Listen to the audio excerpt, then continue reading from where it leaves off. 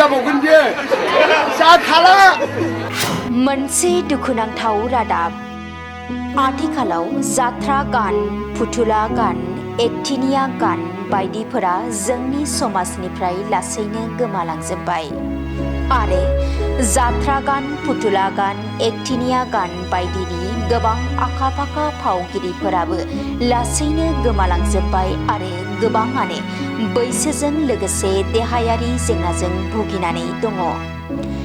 बिसोरनि गेजेरावनो आखा-फाखा मुंदांखा फेस्ला फावगिरि एबा एकटिनिया फावगिरि चिरां जिल्ला सामफाबतीनि थागिबि आदा फाजा एबा बिबेन बसुमतारी बिथाङा दायो देहानि बेरामाव गोग्लैनानै दङ।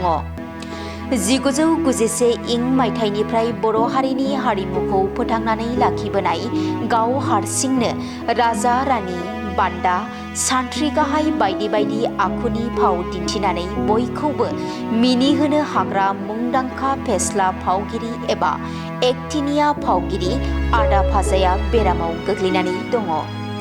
बिथाङा दायो गोबां रोखोमनि गोब्राब बेरामनि नारसिननायाव बिसिनायावनो गोग्लैसोनानै दङ। बिथांनि बेबायदि बेरामाव गोग्लैनाय खौरांखौ मोननानै मिरु इउपिपिएल आइजो गांखंनि नेहाथारि बिना गयारी बिथांमोना आदा फाजानि न'आव थांनानै खौरां लाहैदों।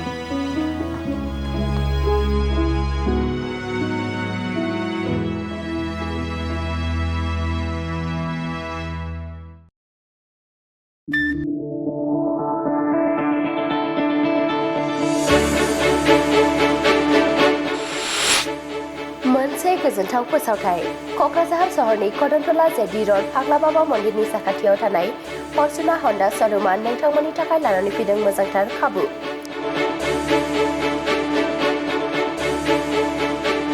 नंगौ, फर्चुना हन्डा श'रुमआ नोंथांमोननि थाखाय फोसावदों दुर्गा फुजानि स्पेशेल अफार। बे दुर्गा फुजानि स्पेशेल अफाराव ल' डाउन पेमेन्टआवनो लानो हागोन नोंथांमोननि फसायनाय साखा खबनै गारि। बेजों लोगोसे गंनै हेलमेट फ्रि 8,999 रांनि ब'ट स्मार्ट वाचखौबो नोंथांमोना बेसेन होआलासे मोननो हागोन। बेनि अनगायैबो 10 बोसोरसिम वारेन्टि मोननो हागोन। सोरबा सुबुङा साखा खबनै गारिखौ एक्सचेन्ज खालामनो गोसो दङब्ला 2,000 रांसिम ब'नास आरो आरजाथाव सुबुङा बेसेन होआलासे 100% ल' इन्टारेस्ट रेट 6.99% आव इजि फाइनान्सनि खाबुखौ गोरलैयैनो आवग्रिनानै लानो हागोन।